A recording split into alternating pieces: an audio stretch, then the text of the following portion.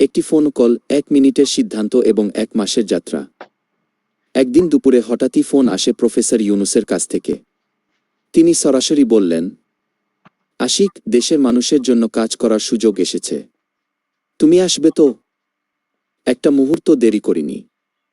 নন্দিনীকে জিজ্ঞেস করিনি, কারণ জানতাম আমার সিদ্ধান্তে ও কখনো বাধা হবে না।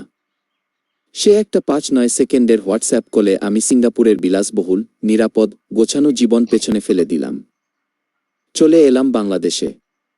দায়িত্ব নিলাম বাংলাদেশ বিনিয়োগ উন্নয়ন কর্তৃপক্ষের, সংক্ষেপে বিডা, যেখানে কাজ আমার দেশের জন্য, দেশের মানুষদের জন্য। বন্ধুরা মজা করে বলে, তুই তো এখন দেশের চিফ মার্কেটিং অফিসার। তবে এই দায়িত্ব শুধু সম্মানের নয়, একটা বিশাল চাপ, বিশাল প্রত্যাশা, আর তার চেয়েও বড় দায়।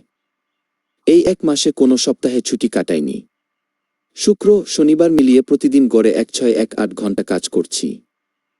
প্রায় 250 সিইও, উদ্যোক্তা, ব্যবসায়ীদের সঙ্গে কথা বলেছি। চেষ্টা করছি বুঝতে তাদের কোথায় বাধা লাগে, কেন নতুন বিনিয়োগে অনিশ্চয়তা তৈরি হয়, আর আমরা প্রশাসনিকভাবে কিভাবে এই সমস্যা সমাধানে এগিয়ে আসতে পারি।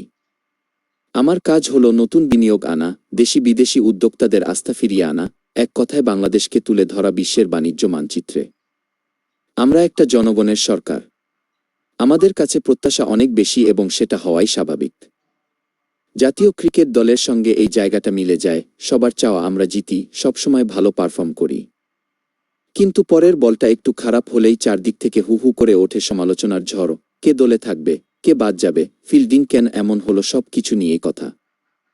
তেমনি আমরাও প্রতিনিয়ত যাচাইয়ের মধ্যে আছি। কাজের ফলাফলে একটু কমতি হলে তার বিশ্লেষণ শুরু হয়, সমালোচনাও আসে।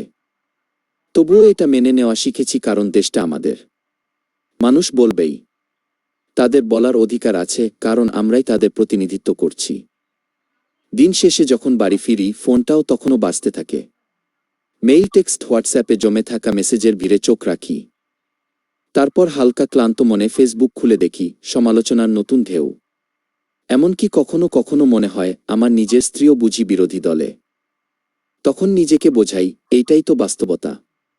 গণতন্ত্র মানেই ভিন্নমত, মানেই প্রশ্ন তোলা।